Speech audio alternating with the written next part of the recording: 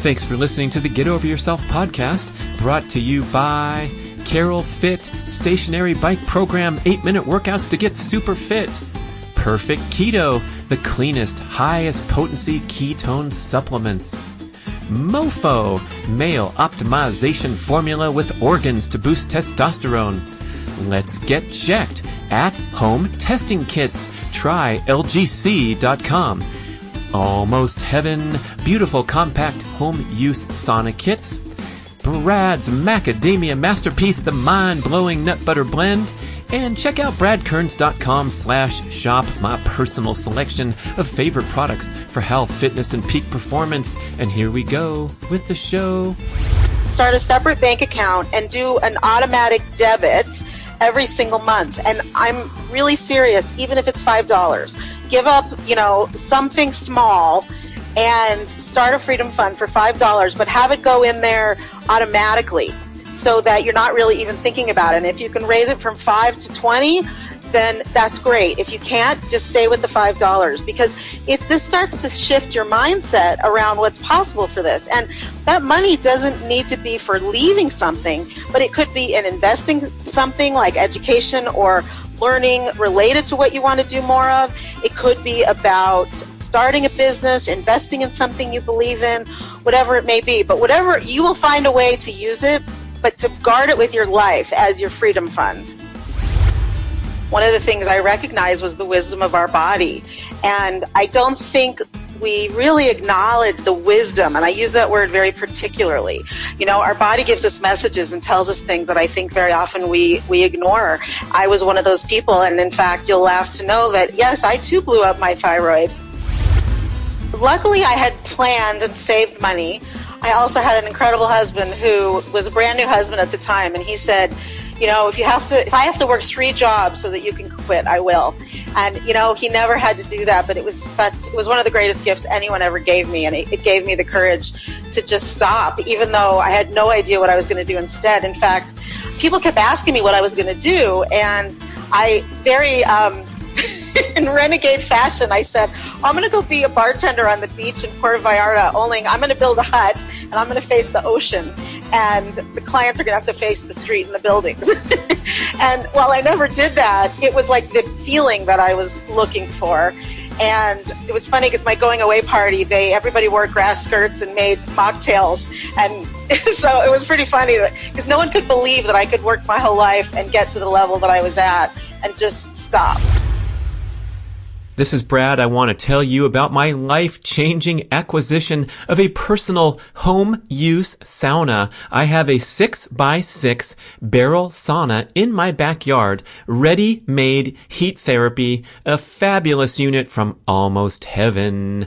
Check out their website. You can very affordably order your own sauna for installation in your backyard or garage and have a sauna experience, the fabulous health benefits accruing from exposure to hot temperatures. Get that sweat going. These are beautiful traditional dry barrel saunas where you splash the water on the rocks, go in there and relax. It's become a social centerpiece at my home. People traveling from far and wide to come check out the barrel sauna, turn the dial or set the timer and walk in to 200 degrees in the Caribbean seas. For some reason, people like to come to the sauna more than my cold tub. Go figure.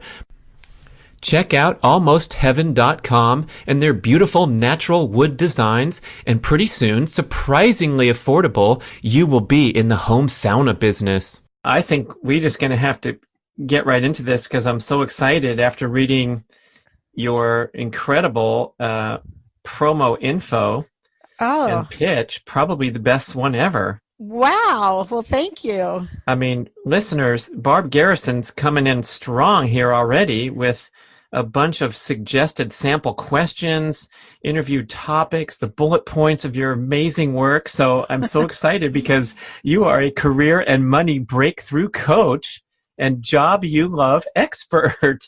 That sounds fun for almost all listeners, right? Awesome. Who can't benefit from that? So the first thing I want to ask you about is to set the stage here.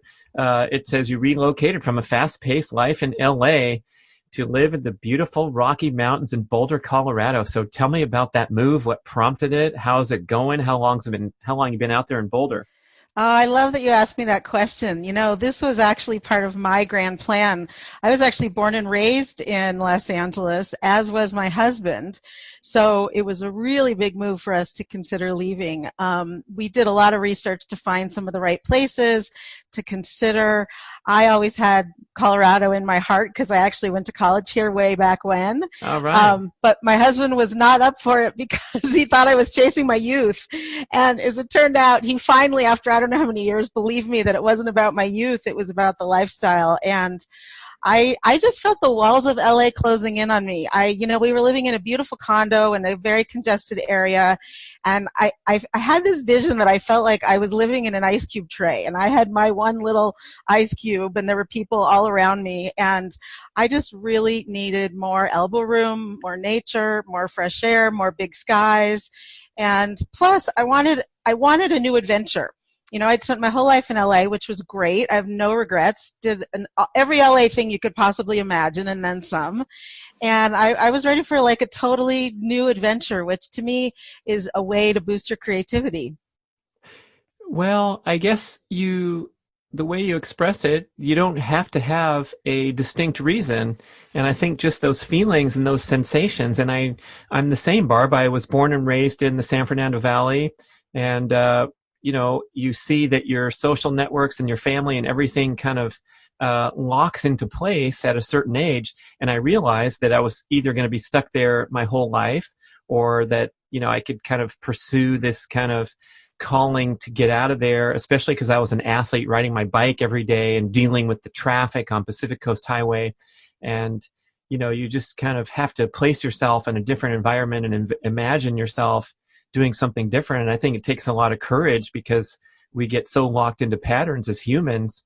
It ain't easy, even if it's a wonderful, beautiful place like Boulder. How could you go wrong? But it takes, takes a little bit of effort and new mindset, huh? No question. And certainly a transition. There was a lot of new things to figure out. I watched my husband really struggle because he had to start his business all over from scratch. He was willing to do it. He's doing great now. It took him a while, but it's okay. I feel like we grew together. We both grew individually, and our businesses grew, and so it was well worth it. I have no regrets. The only thing I miss is people, friends and loved ones, although I will tell you one thing that led to this is that so many of our friends and family had moved all over. And so it's not like we had that home base in LA like we once did growing up. And, now with technology, we're so fortunate to be able to talk to people from all over and stay in touch. And it was part of my grand plan with my business when I started my business to have a business that I could do from anywhere.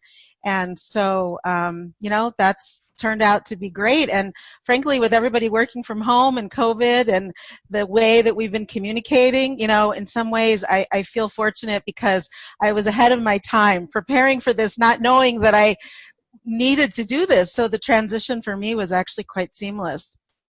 Okay, so you've been doing this. You can describe the nature of your business. You've been doing it for 14 years, and it sounds like that came on the heels of a corporate career. So take me through that transition now that we know why you got the heck out of LA and went to Boulder.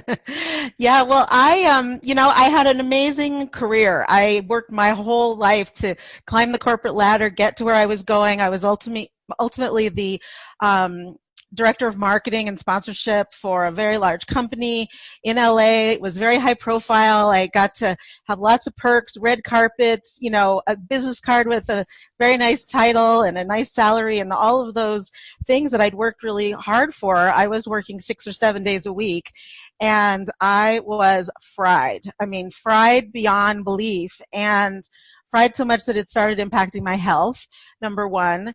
And number two, I had recently gotten married to my husband. We had gotten married later in life. And, I guess it really just helped me shift some of my priorities. Life wasn't all work and no play.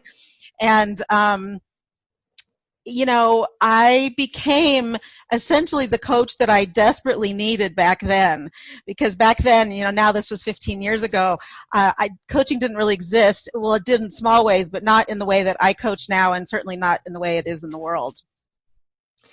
So this is a common story of people getting fried with a high-powered career.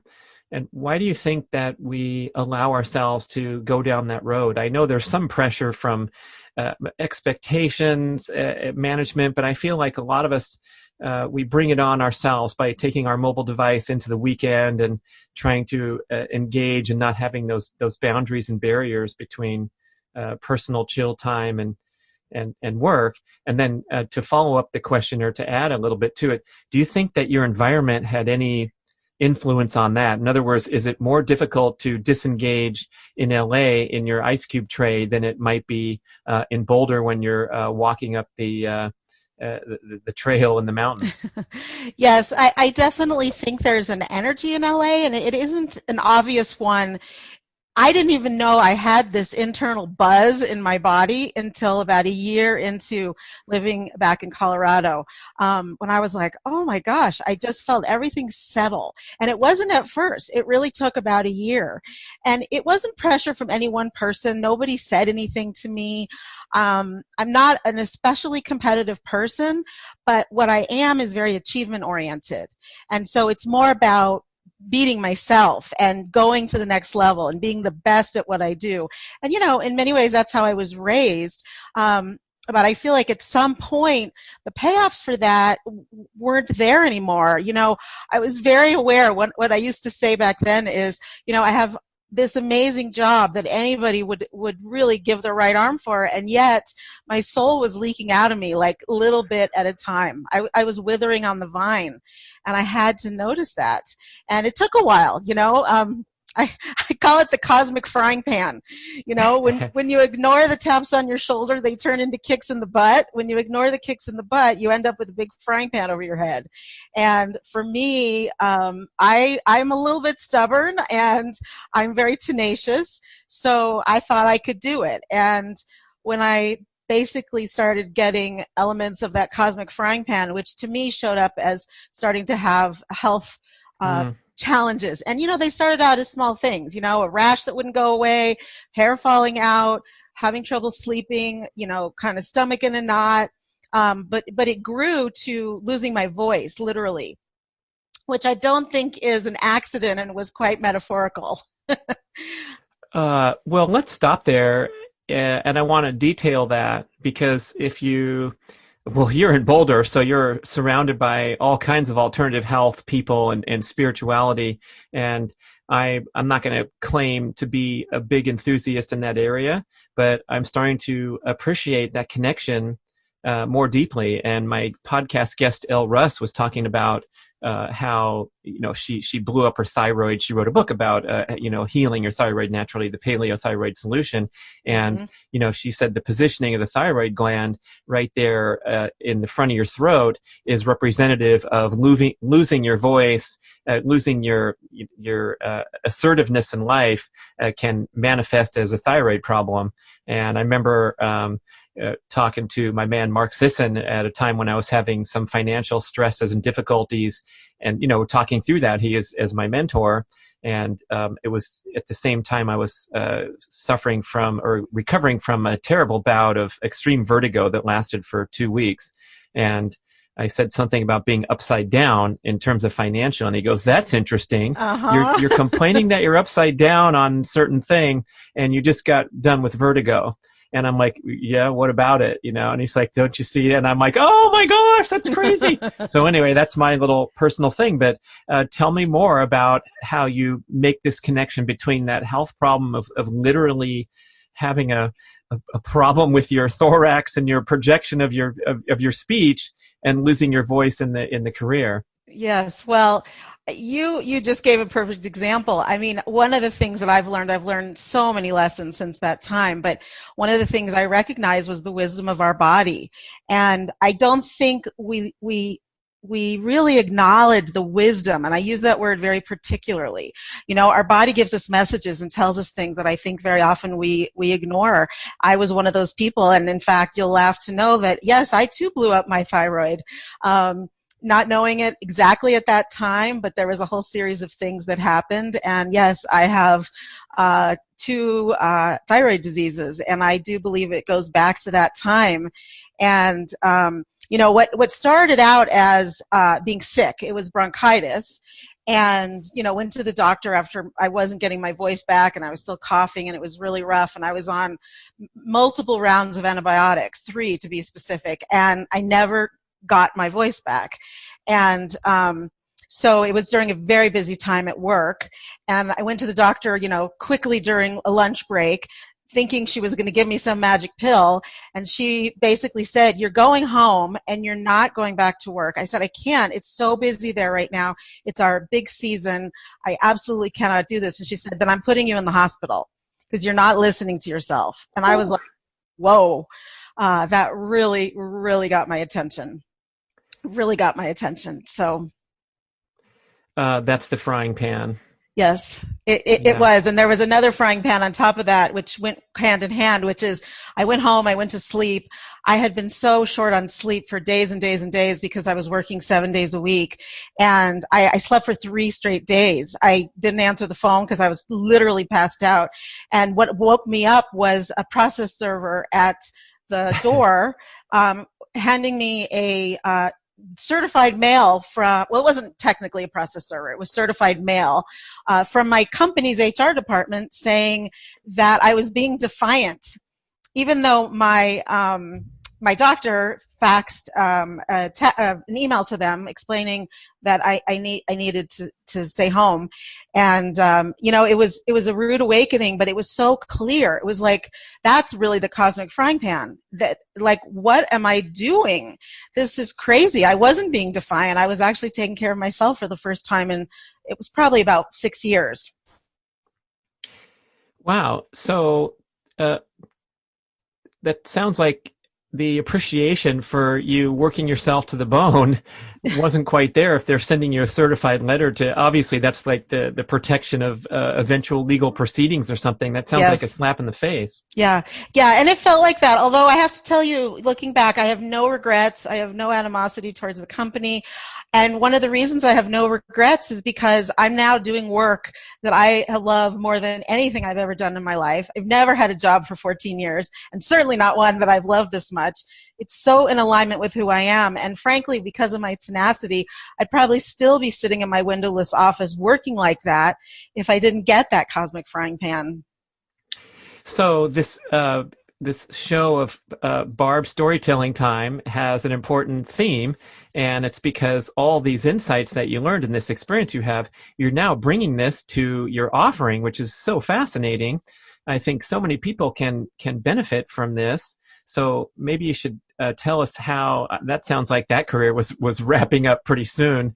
And then what gave you the idea to kind of put together your offering of being the special coach that you are?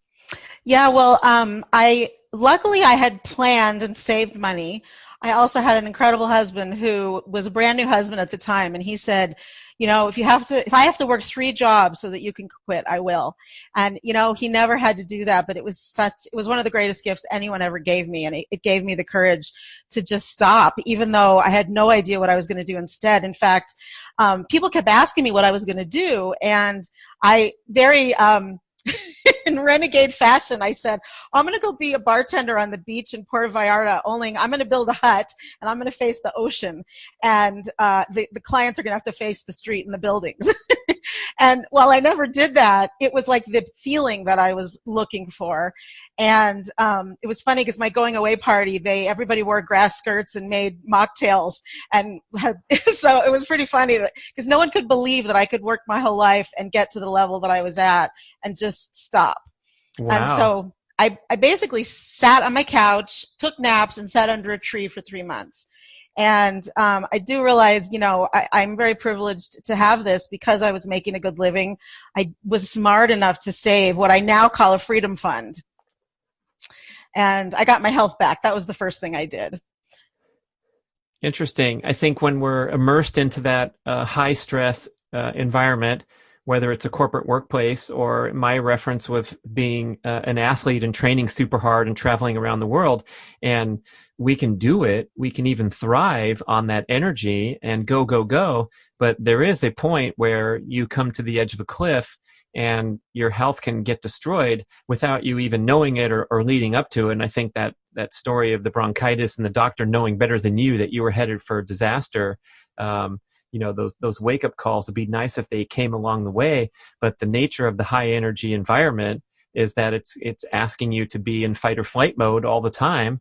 And you can carry on. And for, I guess you said 6 years was that time period where you were just grinding and not paying attention to your health until it fell apart. And then needing that, 3 months sitting under a tree or sleeping for 3 days on end, that's no joke either, because when the energy stops and when the stress, alleviates finally, that's when you really have to realize how far you've fallen and how to pick up the pieces.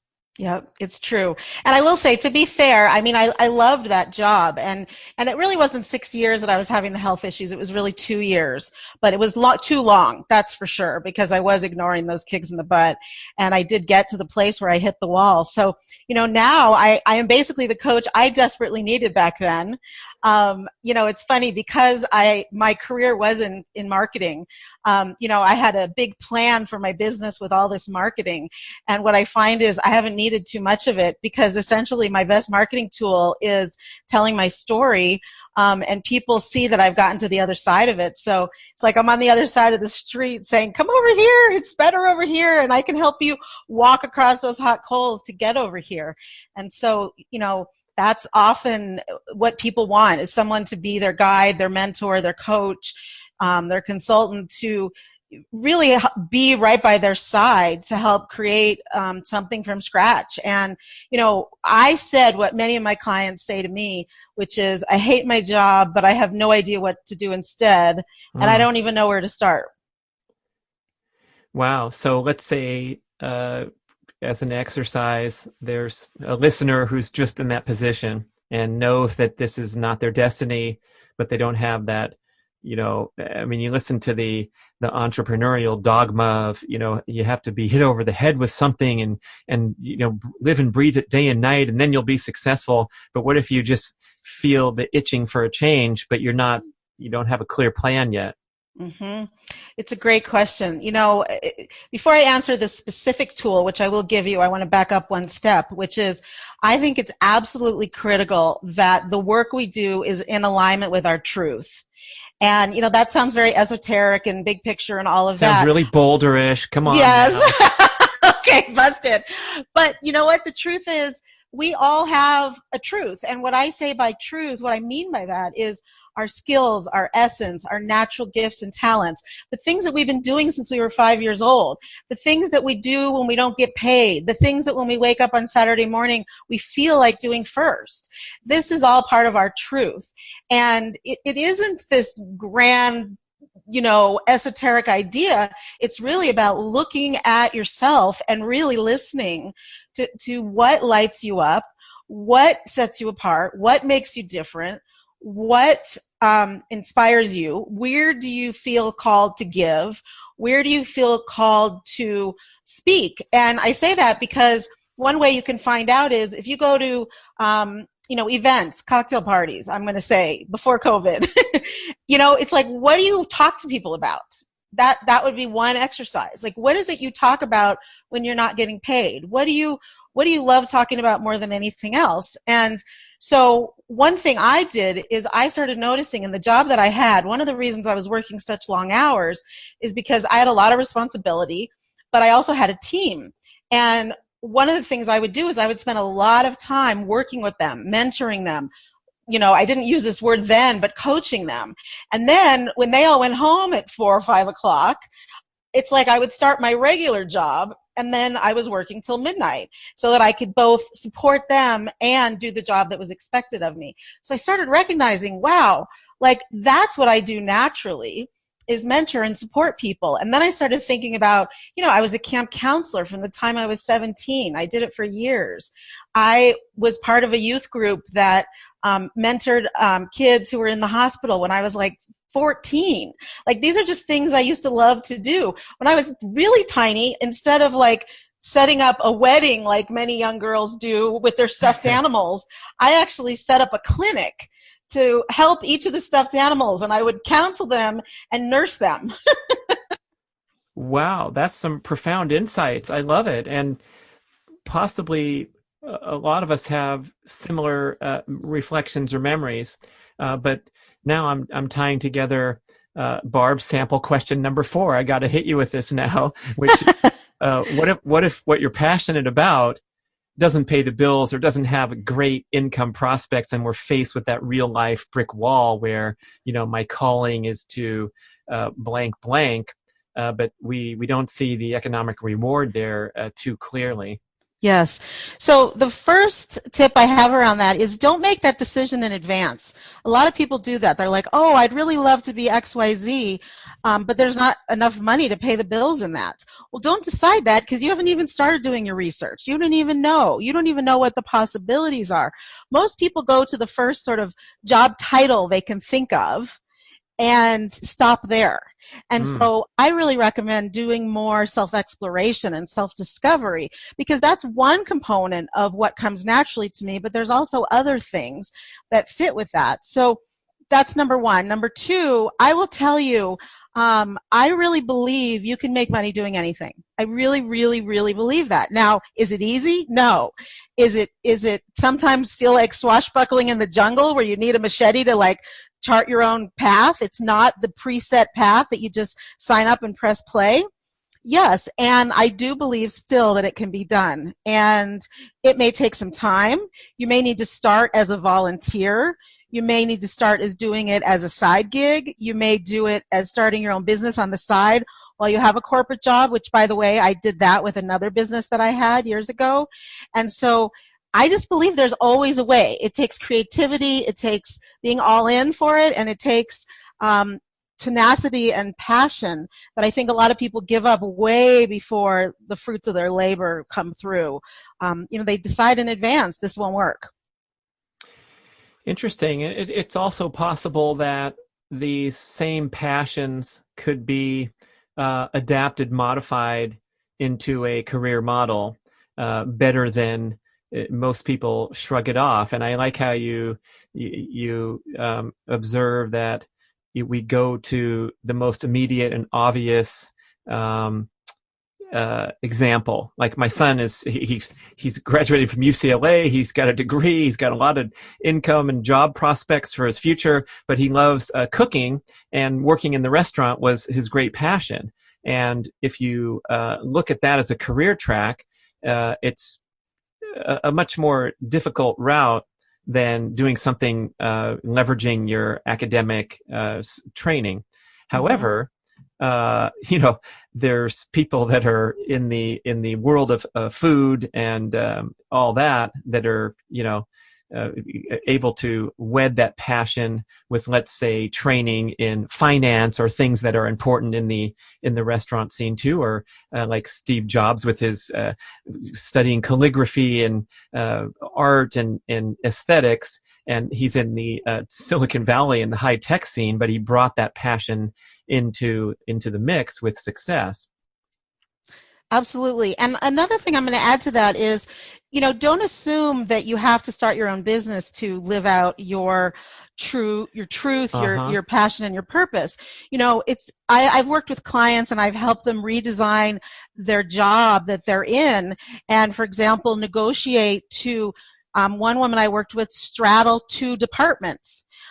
You can also, work on projects. You can talk to your boss and ask about what kind of things are coming up and how you might apply your talents to areas the company might be looking at in the future. It does require having the conversation, asking the questions, and being vulnerable and being open. That's the thing most people don't do. They think they just have to quit to go somewhere else, and you don't. The other thing is, I think it's possible to start living some of those things even on the side, a side gig, or doing it, like I said earlier, as a volunteer. You don't have to be 20 years old to be an intern. There's that great movie out about that. It's an older movie, but you can offer to help someone in a business that really inspires you to learn from it. And so I don't think there's one way, and I think it's really only limited by creativity. Yeah, and if you're going to feel negative about this or have a quip, in response that Barb doesn't know what she's talking about, you're probably right, because if you don't believe it, it's never going to happen for you. Yep. And then you were just saying a few minutes ago that you firmly believe it's possible. You can make money pursuing your passion, and because you believe it, you're right too. So I like that first inch forward, that baby step forward to say, hey, I'm gonna be open to possibilities here. And in today's economy, I think more than ever any other time in the history of the world, now things can really happen where, man, 20, 30 years ago, we'd have a tough time even being a career coach. Like you launching your thing in the wrong era would have had a much more difficult road. But now it's commonplace. Absolutely. And, I think that for people right now who unfortunately are losing their jobs and things like that, while I certainly don't want to diminish their pain and frustration and people being really scared, at the same time, I do think with the right mindset, it's possible to see it as an unexpected hidden gift that they didn't even know they had, because now they've got nothing to lose. So now maybe they're willing to take a new risk or try something new. The other thing too is, there's a lot of funds out there available for starting small businesses, and I think that's going to grow even more as we move through this next year, because we need to get the economy going, and small business is one of the ways to do that. So, it can be an opportunity. So just for some perspective here, and you've been in this mix for a long time, engaged with a lot of people, do you see people messing up this journey, and what are some of the mistakes made by the brazen person who quits their job and throws a party with people wearing tiki skirts, and then they come back to you a year later, or they come crawling back to their boss begging for their old life back? I'm just curious about that side of the equation. Yeah, it's a great question. I'm glad you asked that.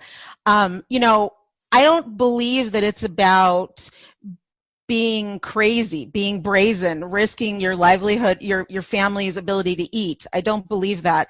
I do believe that you can plan for it. I do believe that you can, I didn't know what I was going to do, but I started to really cut back on the expenses that I was using to, a year before I actually did it. I just knew I wasn't going to be doing it forever. And I put as much of my paycheck away as I could, and I think also that we have to be all in for what's possible, but it doesn't have to be now. Maybe you take an interim thing. So when I quit my other job, and after I sat under a tree for 3 months, I took a job that was a part-time consulting position, because I couldn't just quit and start a business from scratch and sit behind my phone and wait for the phone to ring. So I worked on my business. I built my brand. It took me about 9 months to do all that. And I worked during that time in another job that had some elements of allowing me to do what I love doing until I was able to quit. So, I'm not proposing people jump off a cliff and then be drowning and go, well, what the heck did I do? You have to plan for it. Oh, that's cool. I like that answer. And it sounds like you don't have to have this template, badass entrepreneur personality to make this leap that you describe, because I feel like even myself, I've been an entrepreneur my whole life. I'm just happen to be the personality type that thrives on going for opportunities and all that. But you get so intimidated by the dogma that people are spitting out that you have to be this fearless explorer, sailing the boat across uncharted seas. And I feel like there's a more broad opportunity here for all different types of personalities and people with different levels of risk tolerance. You're absolutely right about that. This is why I think you can do it as an employee and as an entrepreneur. You know, one other idea to give your listeners is there's something that I call a career umbrella. So if you imagine, you know, an actual umbrella, and you can do 2 or 3 things that fit underneath that umbrella. And maybe 1 or 2 of them isn't exactly in alignment with really where you're at or what you want to contribute, but 1 really is. And so you put a couple of things together, some pay the bills more than others, and you have a bigger picture, and pretty soon you can start to build on the one that is starting to grow, because it does take time to build a business or build a career doing something that you've never done before. And so, you know, you can take steps. You don't have to just go for the end result. I think we're often, you know, impatient. We want to go for the end result by, you know, this afternoon. And it takes steps. We want to go for the end result by this afternoon, and we get extremely discouraged and negative if it doesn't happen by this afternoon. And then we spiral back into the place we were stuck at in the first place. Yes. And you heard me use the words all in. You have to be all in. To me, that's a mental state. You have to be all in for what feels right to you. And all in doesn't mean that it's going to come immediately or it's going to be, lucrative from the start. One of the things I did from the beginning, you know, I was so clear I didn't want to go back to a corporate job. I mean, so clear that one of the things I would say is if I have to stand on the corner with a sandwich board advertising my services, I will do that. And I really meant that. Like, I was truly ready to do that. Thankfully, I never needed to. Back then, 14 years ago, I mean, we really didn't have a lot of the online marketing tools that we have today. And so, you know, the sandwich board to me represented, like, what am I willing to do? And I really was willing. And I meant that and felt it down to my bones. Wow. Okay. So there's your distinction between the 78 people who have tried to launch a similar business and it didn't work out, is they probably weren't willing to wear the sandwich board deep down. I love that. Mm-hmm. I think the other thing too is, you know, I'm a learner. I'm an avid learner. And so, you know, the first 5 years of my business, I was in multiple coaching programs, studying different marketing techniques that I hadn't used in my marketing career that were more about coaches. You know, I invested quite a lot of money over the course of the first 10 years, you know, in terms of working with different coaches, doing different programs, reading a ton, you know, like rather than watching TV, I'll, you know, listen to 3 podcasts or read a book or, you know, go to a conference. I kind of devour the opportunity to figure it out. Those are all good success formulas, and I imagine you would have that as part of your offering. So I'm curious if someone's, let's say, thinking of tiptoeing in this direction of getting some support, what does the model look like? What are the opportunities out there? I know you can describe your own offering, but I'm just curious. There's books and podcasts and things, but if someone really wants to explore and starting with that amazing insight you mentioned about that you've always been doing this your whole life and you had the clinic for the stuffed animals, maybe there's some hidden things that I've always been doing my whole life and I'm not even aware of it. Is there a way to kind of get in closer touch with that? For sure. I really recommend that people look at their history, going way back and almost like timeline it. Like, what are the things they used to do before they had to worry about paying bills? You know, what did they enjoy? What came naturally to them? What brought them pleasure? And to really like dig deep and look for that, look for patterns, you know, someone that, you know, loves to plan parties for, relatives and friends, you know, certainly the obvious thing is you can do event planning, but dig deeper than that. Look at, well, what is it about event planning that you love? You know, most people that are really good at event planning are very good on their feet because events always go awry and you're a very good problem solver on your feet. You all tend to be very creative in solving problems, but also creating a visual aesthetic. Usually you're an excellent project manager, and you have terrific attention to detail.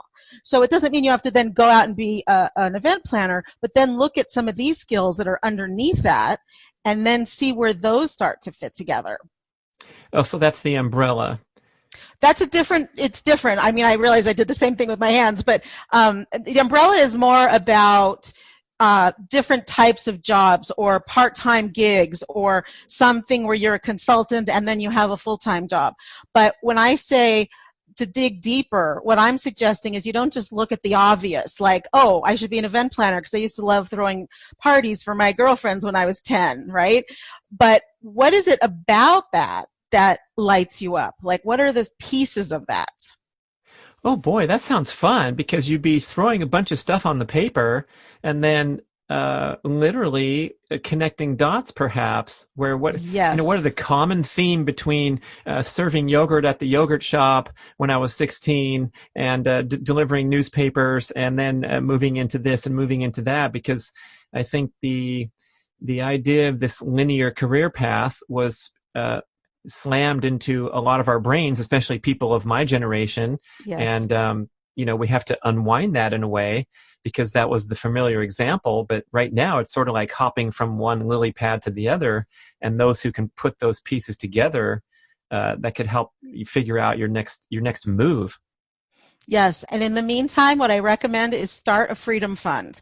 You don't know what the freedom is for, and it's not even necessarily to live. So we go on to GoFundMe and ask for the beginning of a freedom fund because I hate my job. There you go. That's well, clever. That's one way. The way that I propose that you do it is whatever way you are earning an income, start a separate bank account and do an automatic debit every single month. And I'm really serious, even if it's $5. Give up, something small and start a freedom fund for $5, but have it go in there automatically so that you're not really even thinking about it. And if you can raise it from 5 to 20, then that's great. If you can't, just stay with the $5 because this starts to shift your mindset around what's possible for this. And that money doesn't need to be for leaving something, but it could be in investing something like education or learning related to what you want to do more of. It could be about starting a business, investing in something you believe in, whatever it may be. But whatever, you will find a way to use it, but to guard it with your life as your freedom fund. Right. We have the Primal Health Coach operation, and Mark Sisson's quote on the homepage is invest in yourself. That's always been the best investment of my whole career. And he's a big entrepreneur and has invested in salad dressing and restaurants and all that. But to take it back to that and realize, and I speak to so many coaches who they jumped in there because they had a passion for living healthy and learning how to share that with others, not necessarily a direct specific career goal, because that's not the easiest thing, is to like you said earlier in the show, maybe you don't have all the pieces put together at the start, but if you can take that leap, and it sounds like you did a ton of that, where you hired a coach just to see how the coach client relationship worked, and Yep. I'm sure you got something out of it, but the first goal was to get in deep into the mix. Yes, absolutely. There's a lot of ways to do research. The other thing I did is I talked to a lot of people who were coaches and asked them really direct questions about what they loved and what they hated. And it wasn't because the things that they hated I also hated. It was about trying on. If someone else said, oh, this is the part I don't like about coaching, or I don't like about being a business owner, I could then compare that to myself and say, well, how do I feel about those things? Does that fit for me better? And so a lot of listening and learning out there too. And, I want to acknowledge that some of this sounds like maybe, a piece of privilege that you do all this, but I really believe it can be done at any level. I mean, one of the things I've done is I've done this for years at low-income schools with kids who don't have a lot of opportunities, unfortunately, but they are learning to write business plans and develop little micro businesses. And I would do speaking with them, and the difference that it made for them to start to put their creative minds together and start to think beyond what they see in their world and what they think is possible.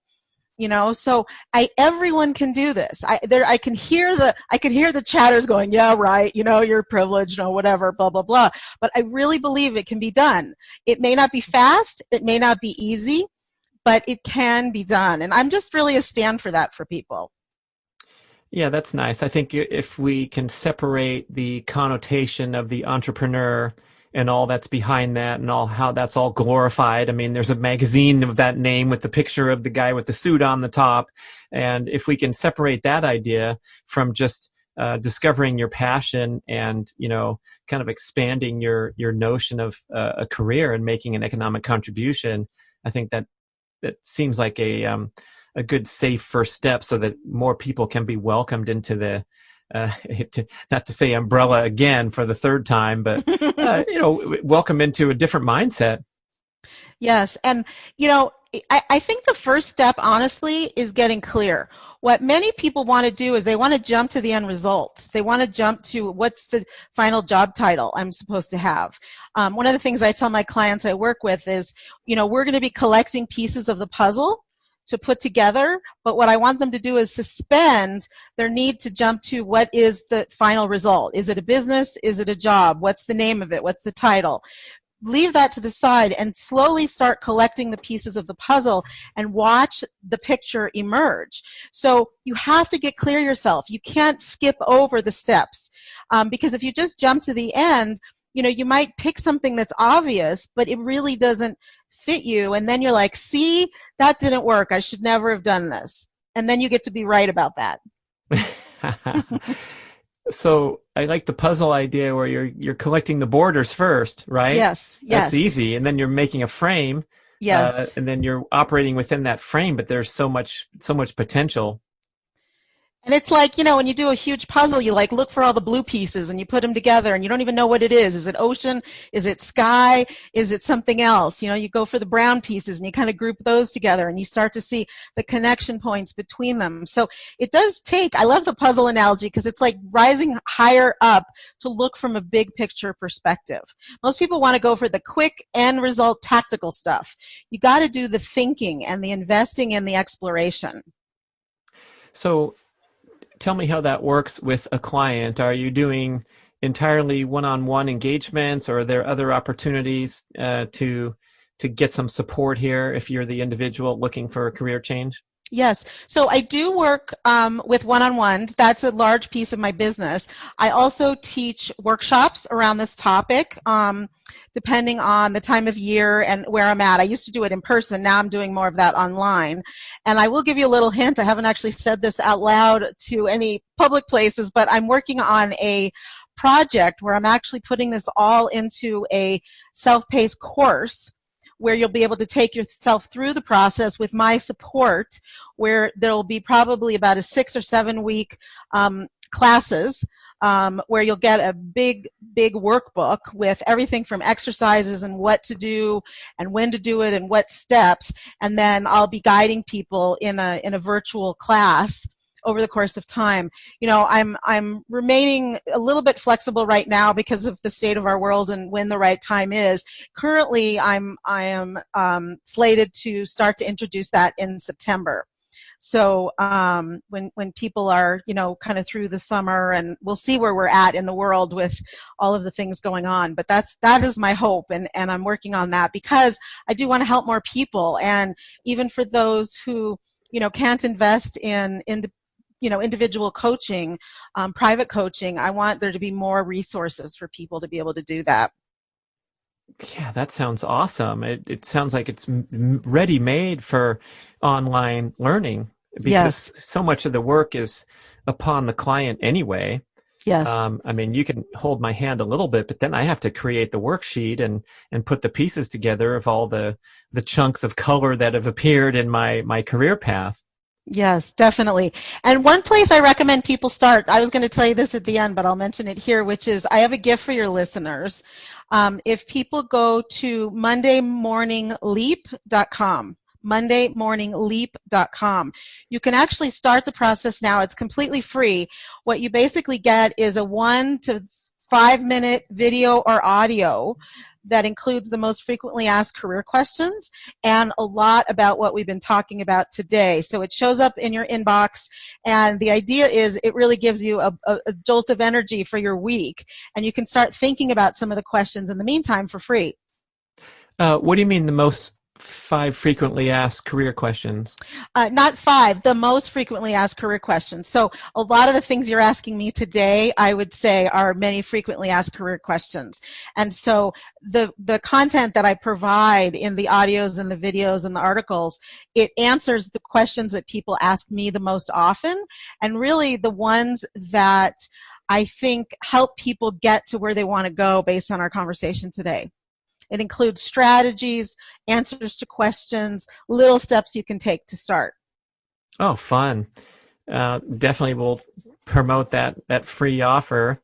So what about this inbox thing? Barb says your inbox will never be empty, but your purpose can't wait.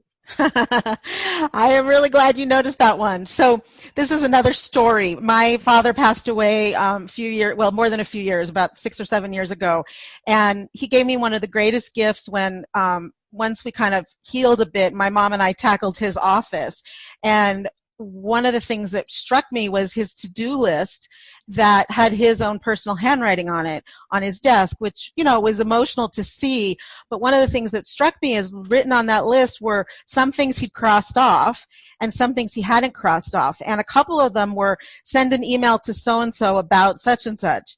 And so I ended up taking on his email box, lots of people that either didn't know or things that were still coming in. And what struck me so strongly was he's gone and the flood of emails are still coming in and they're not stopping. And I'm furiously responding to as many things as I can, unsubscribing, it's still coming in.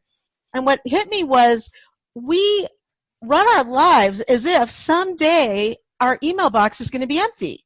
We literally live as if we're going to finish our to-do list and our inbox is going to be empty and we're just going to be sitting around with nothing to do. And that's when we're going to start living our real life, our purpose, our mission, the things we really care about. And I never thought of it that way until I had this experience. It really, truly was one of the greatest lessons my dad ever taught me that came soon after his death. And it changed everything in terms of the way that I was chained to email, because I think that's something a lot of people feel. That day is never coming. Your inbox is never going to be empty. Even if you're one of those people who shoots for that, within 5 minutes, it's not empty anymore. Oh, mercy. That's a pretty heavy insight right there. I mean, if that doesn't wake us up, I don't know what will. And I'm complaining about that all the time because the pull of the email inbox and the need to stay on top of things and be communicative is pretty strong for all of us. But boy, we got to manage that skillfully, huh? Definitely. And when I work with clients individually, I teach a lot of tools on how to do that. But honestly, those tactics are not as important as getting your brain wrapped around this idea that we're acting as if someday it's going to be there. We're going to be there. We're going to be done. It's going to be empty. Maybe we can get there. But that's a complete illusion. So Barb, let's say we've taken some great strides and launched in a new direction. And things get a little difficult, the road gets rocky, and we're facing these checkpoints and forks in the road. How do you know the difference between something that you really should persevere through because you're probably traveling on a road that's more difficult than staying in your cubicle and putting in another 35 years so you can retire? How do you know the difference between that and the possibility that you might have gone down a road that's a detour and it's time for another leap and another jump and another reconciling and reckoning? Mm-hmm. Well, first I will say I don't believe that anything is a mistake. Nothing. I say that because no matter what choice we make, there are always tools for our toolbox that are being added. And when I look back on how I got to where I am today, there were so many things that I've done that I thought were like the worst job I ever had or something I would never do again or a lesson I learned and I was banging my head against the wall. I look back and I see how those actually have contributed to, being able to be a successful entrepreneur now. So I think that's the first thing to recognize. There are no mistakes. Second of all, I think it requires some deep reflection. And most people don't do that deep reflection. They just go for the immediate getting out of the pain. And I think one of the ways that will help with that is to get some outside objective input. ideally a coach, but if that's not for you, a trusted friend, a mentor, a colleague, so that you can reflect your feelings of what you're experiencing. And I think another tool is really we have to listen to ourselves. And I say that, I put my hand up here because it's like an inner voice that's very quiet versus the brain voice that just bangs away. I call that brain banging. I think those decisions get made by listening to that quiet inner voice about whether this really is right for us and whether we can continue. And getting support with that is definitely ideal if you can do it. And or go sit under a tree for 3 months and take a lot of naps and reflect. That's right. But we have no time to do that because the text messages are dinging and the email inbox is filling up. Well, I, first of all, highly recommend everybody turn off all the dinging and binging, all of it. Because otherwise, you're not in control of when you're looking at that stuff.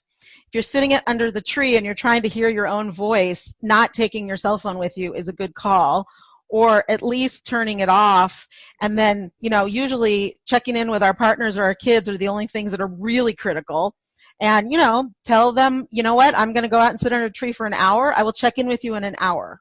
So they know what to expect and they're not worried about you. Nice. Yeah, I had a guest on the show, Dr. Alicia Goldstein. He runs the Mindfulness Institute in LA, speaking of LA, and he was giving some great insights about how to manage all this hyperconnectivity and constant stress. And one of them was to turn off all the dings and the alerts. And I was just listening and smugly congratulating myself for being superior in that category because I turn off every single ding except for my phone ringing. And then he continues talking and he says, yeah, and those people that turn off all their dings and alerts, they have a tendency to reach for their phone more to see if anyone texted them because there's no ding to show that it texted. And I think the data is that we reach for our phone 150 times a day, which is, it could give you a wrist injury when you think about it. But I think developing that discipline as a key component of getting in touch with who you are and your truth and your passion, that's great to throw that into the mix because right now, man, we're all too busy to even ponder something like a higher ambition for our career. Yes, and this is one of my hopes that this is part of what the quarantine around COVID is giving us is the simplifying of things and lowering the volume on the noise. And we were forced to stay home with the people that mean the most to us usually, or at least be in connection with the people that mean the most to us, whether it's through, the phone or Zoom calls or FaceTime or whatever. And, I think, I'm talking a lot to my clients about this. It's like, what really matters and what do you want to leave behind? Like when you exit your house out of the quarantine, I really want to invite people to be very intentional when they step over that threshold, not to just go back to so-called normal. In fact, I hope we don't go back to normal related to that sort of mindless running from one thing to the next without even thinking or breathing. Wow, Barb, that's a really nice, I'm going to call that a beautiful summary message because I feel the same. I feel like we got to stay positive and make the best of the massive life change. And my heart goes out to the economic destruction that has been a reality for so many people. But all that said, what are we going to do about it? What's the future going to look like? And hopefully we can pull so many positive attributes out of this that will, especially get healthier. So let me ask you one more. Like when you're in Boulder, and do you see a lot of similar stories of expatriates from congested urban areas? And you described the energy in LA with the ice cube tray. So tell me about the energy out there and the city lauded as the healthiest and most hip place in the country. Austin, Texas is competing though. That's a lot of stuff happening down there too. Yeah, it's true. Well, and also let me be clear. We used to live right in the heart of Boulder. My husband and I actually moved right to the edge of the county because even Boulder's getting crowded and busy because it's become such a tech hub. So, we're still like trying to inch away from that buzz. But we, it's only 20 minutes away. And so, we do go into Boulder a lot when we're not in quarantine. Yes, there's definitely people that are doing that. One of the things that I like about it here, there's so many, but there's definitely an entrepreneurial spirit. And I don't think I know one person who has like a linear traditional job, like meaning they've been in this job for 25 years, they're moving forward, they're going in order in a linear fashion. So, what you mentioned earlier about working in a job for 25 years and that being the most stable and all of that, I think you and I might be the last generation to have been conditioned with that idea, luckily, because I don't really think it exists that much anymore. And I don't say that as bad news. I actually think it's good news, because so many people, of those generations, they stayed in jobs they were miserable in. And then what? Life was over. And, for what? A gold watch and a crappy little award thing, right? And so you definitely see during the work week here, people are everywhere. People are all out. And when we first moved here, I was like, what are these people doing? And then you realize so many of them are working. 10:30 in the morning. Yeah, and I will tell you, you cannot go to a coffee shop here and not see everyone with a laptop at every single table. Like, it's actually hard to get a spot at a table because there's so many remote workers and people who are entrepreneurs, or, they work in an outside thing like sales or something where they don't have to be in the office. And I will tell you, I think after the quarantine, I know our culture, our work culture is going to be going much more towards that kind of lifestyle, even if you do work for a larger, more traditional company. Oh, yeah. Larger traditional companies like to save money on giant skyscraper buildings filled with people that can certainly do that at the coffee shop or at their kitchen table. Maybe there'll be like a entrepreneurial idea for, kitchen table office transformations where we can, I see all the people, there's not a proper home office yet because they're not used to it, but oh my gosh, what an opportunity. Yep. Right it's here true. on Barb Garrison's show, people. It's your truth. It's your calling. Yep. I've been actually talking to a lot of people about that. And in Boulder, like, we have a lot of co-working spaces here, a lot for a town that's pretty small. There's a lot of that, which is a version of that. I do think even that's going to get adjusted too, because being with people and keeping some distance and that kind of thing. But I think there's a lot of benefits because supervisors and bosses are learning that, people can work well and do well and contribute to the company without having to be, sort of trapped in a cubicle. And they're starting to trust people in a different way.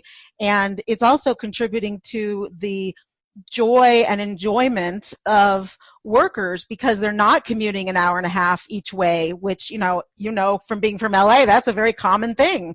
And, the money savings of, fancy offices, the things that, look good for, clients that only get used once every week or two, I think some of that's going to go away. And I hope, my prayer, honestly, is that it creates a better quality of life for workers to give them a little bit more time in their life, for health and self-reflection, among other things.